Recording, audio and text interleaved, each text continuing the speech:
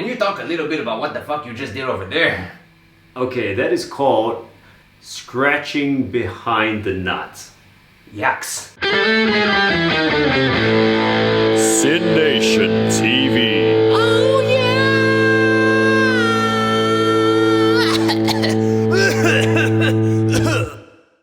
Previously on the evolution of creation. Is a 2016 Gibson Les Paul Studio, Nash T-68 Tele. It's like if Jesus was born on a farm in Kansas. You fucking like your white guitars like I'm one man. It's very girthy. Girthy, like Yeah, the sound is thick. You choke on the sound. it's almost like a vape. Wait. Don't forget to like and subscribe. So let's move on to the final one in the collection. I do think so because I can see you've got another one hidden back there. It looks like another Nash, but let's talk about that one. It's my favorite Nash. It looks like my favorite too. It's beautiful. It's gorgeous guitar. This here is the T68. Give me just 1 second. I'm just gonna check because I 100%. No, I got it. Don't worry. I just want to make sure because you know you can never be. I kill you. I kill myself. This is the T68 Nash. It's basically a replica of the old Fender Paisley Telecasters, where they used wallpaper in the finish. That is well gorgeous. You can see the detail where where the pick guard is, where it's protected the guitar. It's not faded and it's still a nice, lovely pink, whereas here it's faded to a kind of salmon color with a bit of yellow. I mean, that's beautiful. This thing is like, it screams, 70s. Yeah, and it's a great guitar. Let's have a look at the back as well, Compare this with the previous one, they're both very beautifully relicked. And, you got that neck with that similar, what do you call it? Relicking. And look at that back. You can actually feel the little cracks in the back. That's beautiful. Now, Microcellulose finish, which helps the wood breathe better. See. Let me hear a little something to distinguish this one.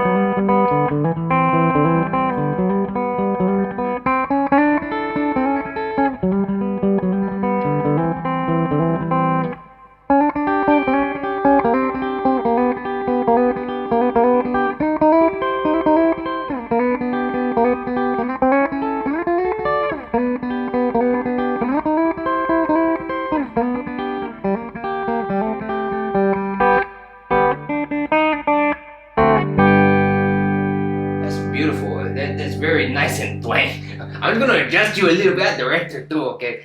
Yeah, this one has actually got a lot more twang. The other one's very clean, very beautiful, kind of, the clarity is in the notes, but this one, twang is the word that I would use. Great funky sounds.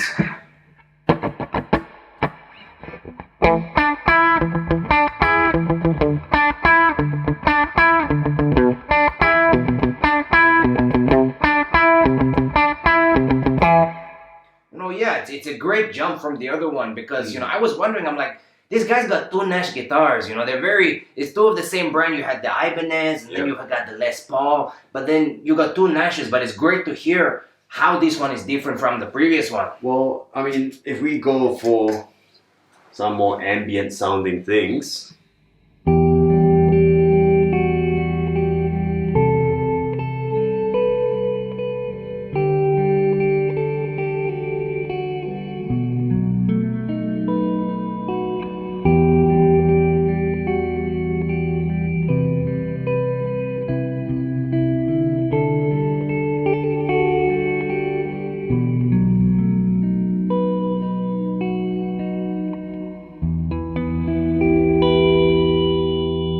That works really well. What do we have? We got the afterneath pedal combined with that.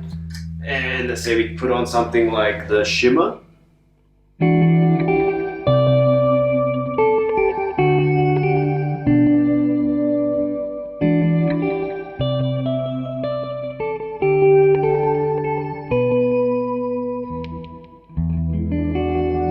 Wow, that's great. That's like, like a school of fish swimming. Beautiful. It's like soundtrack to David Attenborough, However, it can also, let's put that compressor back on. All right, let's go to the POV camera.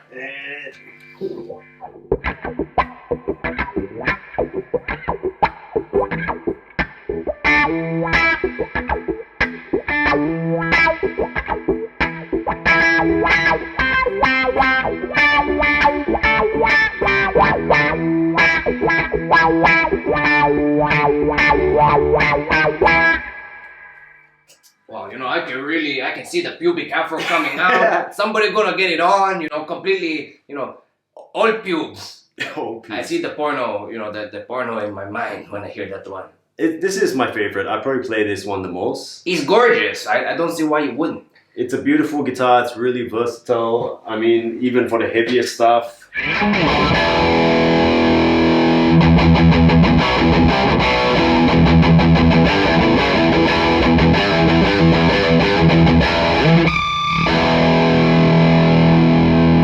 Can you talk a little bit about what the fuck you just did over there? Okay, that is called scratching behind the nut. Yaks. Yeah, or scratching the taint. Okay, fair That's enough. actually, some people call it that. Because this is known as a nut. Ah, And that's scratching behind the nut, right? that's your taint. And on a telly is something you can do where you get...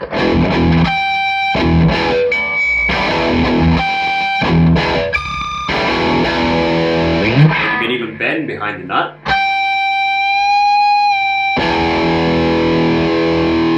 Wow, and I mean, it's got such a clean sound that I almost get nervous when I hear that sound. Like, I think, a string's gonna snap or something. A lot of clarity. It's a pro and con. On one hand, your notes really ring through. On the other hand, if you're sloppy, it's going to be very obvious, as opposed to the Gibson. Where, it really muddles out your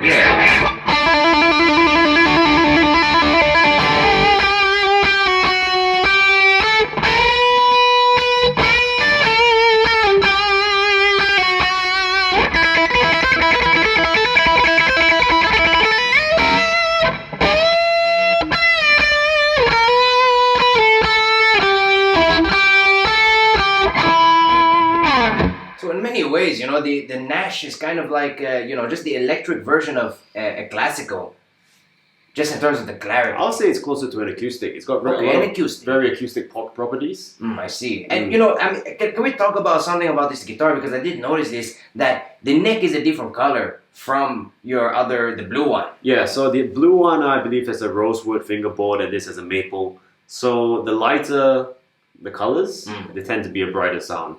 I see. That's why this has so much more clarity compared to the blue one. Well, I mean, what I hear, it's not just the clarity, but it's the twanginess. You really hear that peck, peck, peck sound. Which can you actually, because I recognize the guitar now. Can you please play for us the South Park theme that you did for your video?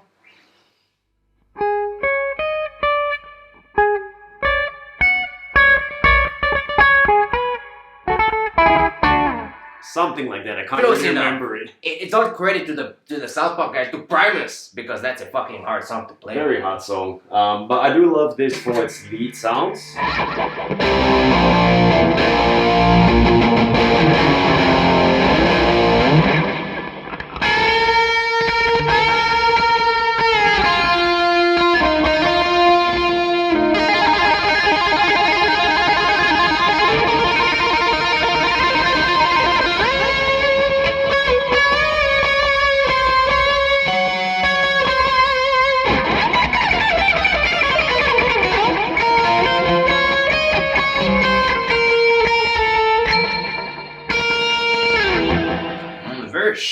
Very sharp for solos. I mean, it's by itself, sometimes it sounds a bit harsh, almost hurting your ears, but in a band context, in a mix, right? Like that's what you want to really cut through. I see, yeah. I mean, it's a great piece, and it is really distinguished from not just the other guitars, but from the other Nash as well. It's got great, funkiness, great for solos. And I think it shows, why you need so many different guitars.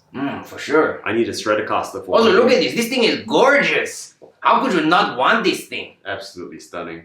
Yeah, why don't you let me hold it for a bit? It's good. It's good for the heart. Good for the corazon. Do we want to have a quick chat about the bass?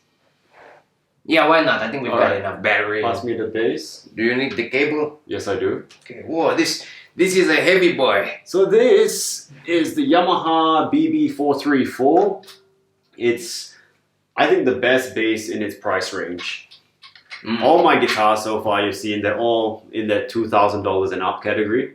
Whereas this is a $600 bass. Actually, that's something that let's do a quick recap because we didn't talk. Who going to interrupt? Very You unprofessional. talk to me about keeping my phone on. Very unprofessional. Some of these people, that you have to work with. Okay, let's do a quick recap. All right, what was the general? So we know how the very first one there, the classical, was like $100. Yeah. And so like we're gonna roughly equivalent to US dollars. So the acoustic was about I think it's a $400 guitar. Mm-hmm. And then we have the Ibanez. That's This is in Australian dollars. Yeah. Or? Okay. Well, the US would be something like 400. Your Ibanez J Custom. That's probably about $2,500 brand new. So it's about like let's say 2,000 to 2,200 US. The Gibson's around the same price, $2,500. 2,000 to 2,200 The US. Nashes, the first one was about $2,200. About 2,000. This one is a bit special. This one cost me $3,400. So let's say about 3,000, 3,100 US. And coming down to the Yamaha BB comes in at about 600 Aussie. Holy shit. Yeah. That's like freaking, 400 plus US or something. But tone-wise,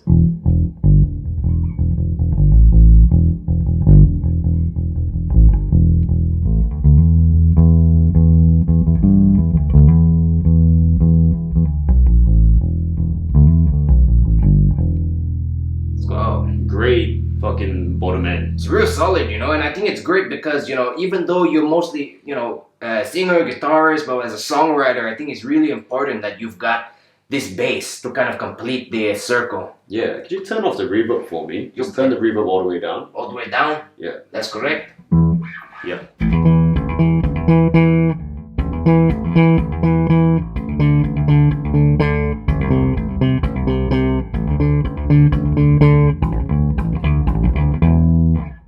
So it's got, really nice, pretty versatile. Not that great for slap, but you still get a nice.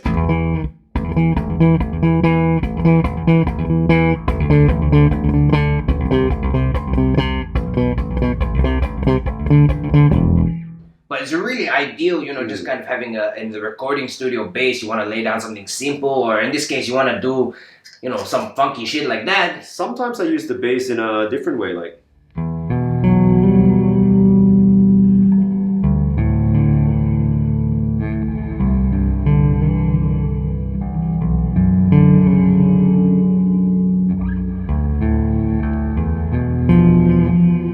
Cut that out. No, we're not. Let's go back. Sometimes I use the bass for some atmospheric stuff, like you talked about dystopian future. Mm-hmm.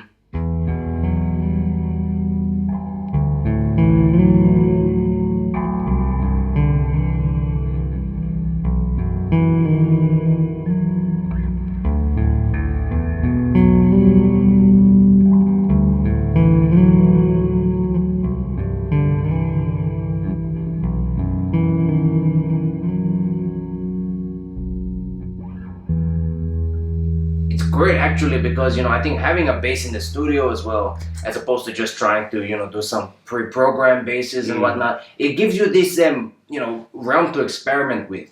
I mean, you can't replace, even with using just synth basses, that kind of.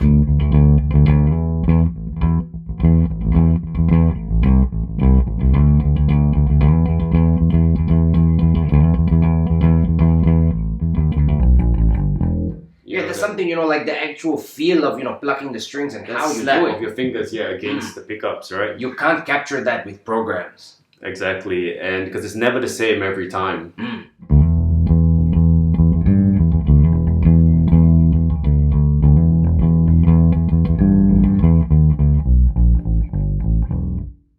Awesome. I mean, I think in terms of the bass, it covers a whole different ground from just having another guitar. It's useful, to have in the studio to lay down lines and all that, but sometimes I just doodle on it, I play around with riffs like.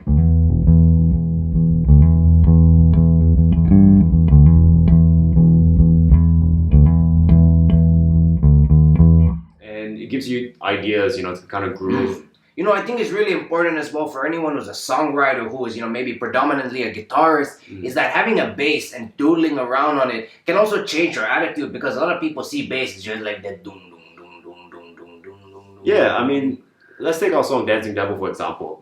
You could just go.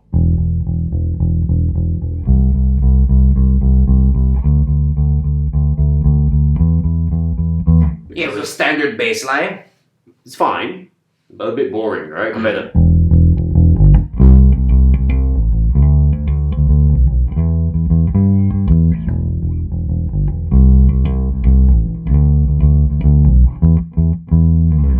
Exactly, you know, and then and bringing it forward, like even what you were doing just before, where the bass suddenly came through as like what was creating the main line. You know, you got bands like, you know, like freaking Primus, like Red Hot Chili Peppers, even like Mr. Big, Dream Theater, that the bass creates the main riff. Right, yeah. You know, a lot of the times. I mean, something like what I was playing before.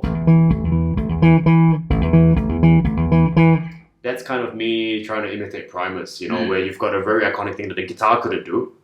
And it frees the guitar and the bass up, not to just double each other, but to do individual and different things. Exactly, you know, this like harmony of the discordant, you know. And even what you were doing before with that tap thing, it rung a little bit of Dream Theater to me, because it was a case of like, it creates this sound that you don't often associate with the bass. Well, once you bring effects in, right, the bass can be a really ambient instrument.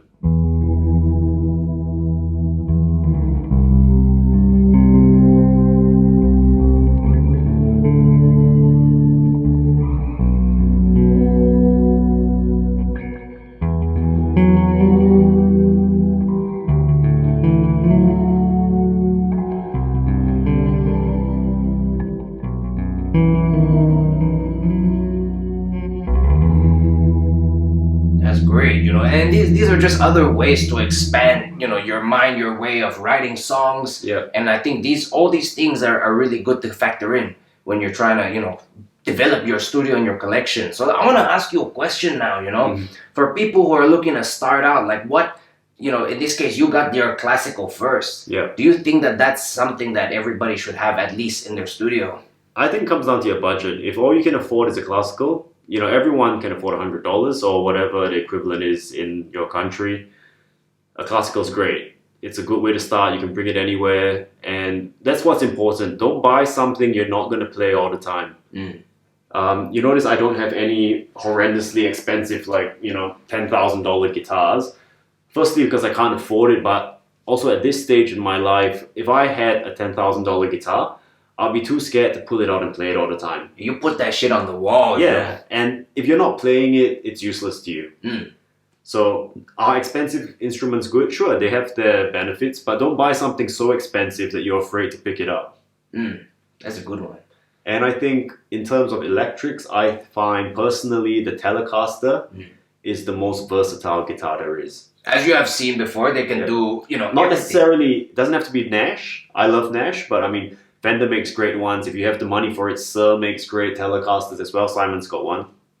But I would say this is quite a beautiful thing just to hold, and when you play it, it feels beautiful. And I would like to throw in as well, actually, that when you talk about starting with the classical, is that I think it instills this discipline, you know, because when you, as you've shown us with the Ibanez and the Gibson, there's a lot you can kind of just and just, you know, muddle around, and your mistakes get covered up. Yeah, I think it's good to, before you start, you know, playing with pedals and effects and all these things that I've been talking about, that play something on the classical straight up. And like, if you can't make it sound good and write something interesting, then it's highly unlikely that any of the effects and all the other shit's gonna make it better. The effects should make it better rather than fixing your problems. Yeah. That's great. Awesome. And that's why I usually write with the classical first. I start, if it doesn't have legs from the classical, then there's no point further exploring it. It's got to stand on its own feet. There are exceptions, but generally that's how I do it. That's a good way to look at it. And I mean, I think we should, you know, to wrap up and everything, you know, we've explained, you know, all the different guitars, what you need, what's important. Let's talk, just one last final question. Yeah. When somebody, let's say if they've got maybe one classical and maybe they've got one guitar, and let's say maybe, I don't know, they've got one pedal, overdrive pedal or something, what would you recommend, that they start to try and build up their pedals or start to try and build up their guitars first? Wow. Big question. Or is it dependent on what they're trying to do? It does. Yeah. It does. I mean, I have a very simple pedal board here. compared to almost anybody's pedal board. We can probably talk about that in another episode. Yeah, let's do that in another episode. But I keep mine fairly simple for my needs. I'm not a fan of the modeling stuff, but that's an episode for another time because that's easily half an hour. Yeah, that's a whole other conversation. Yeah, we'll do an in-depth one with close-ups of my pedal board and my amp. It's gonna look gorgeous. So anyway, we're really happy that you guys stuck around for this two-parter. Yes. Hopefully it makes sense to you. We had a great time shooting it, even though he fucked up. You know, technology fucked up, let's not point the fingers. But if you'd like to check out some other stuff that I do in terms of music, we do have a brand new film out on the Shimashou Media channel. We'll put the links over here. Do check it out, it's called Night Gaunts. It features guitars, bass, a lot of synth and orchestral scoring stuff. Yeah, we really made full use of all the stuff we've got. Yeah, it's pretty much everything you've seen us talk about up to this episode, all in one project. So that'll be interesting, and we'll probably do a breakdown video of some of the scoring for that too. We'll do one in one of the follow-up videos. We're gonna talk about both the composition with instruments, and we're gonna talk about the compositions with the programs, the BBC orchestra, and your Spitfire labs. So if you would love to support us to keep doing what we do, please buy a t-shirt. You can either get one of these. Get one of these, Holmes. Yep. It's good, you know, you can start working out for the summer, and even if you don't, you let your gut hang out and you're proud. Messages on Facebook, YouTube, Instagram. And hey, it goes with the guitar. Yeah. So damn right. Look at that. That's gorgeous. You can message us to get these ones. And then we also have, don't forget that this guy does music first and foremost. So don't forget to check out that link up over there. Our music's available up there. Oh! Alright, so anyway, thanks for watching again. Until next time. See ya.